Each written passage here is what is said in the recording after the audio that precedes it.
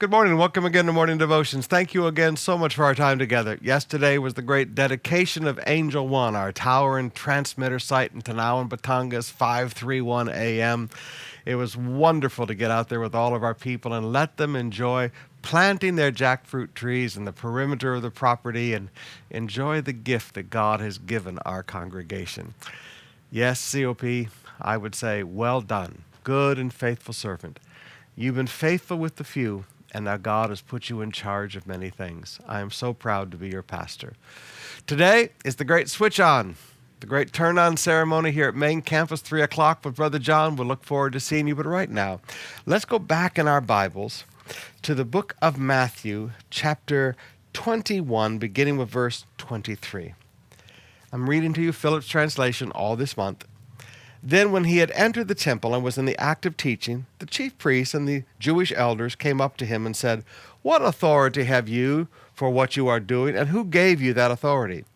"I'm going to ask you one question," Jesus replied to them, "and if you answer it, I will tell you by what authority I have for what I do.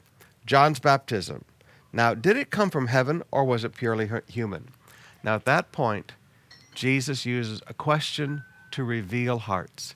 He shows the hearts of these men are not willing to tell the truth about what they believe. He shows that these men were politicians and that there was no integrity in their hearts. So notice, a question reveals the truth about people. One of the things you have to learn in leadership is to ask questions. Because when you ask questions of people, their answers determine what you should teach them. Their answers determine the honesty and integrity of their hearts, or are they just politicians like these men? Now you see another illustration of this a little farther over in chapter 22, beginning with verse 45. Jesus said, "If David then calls him Lord, how can he be his son?"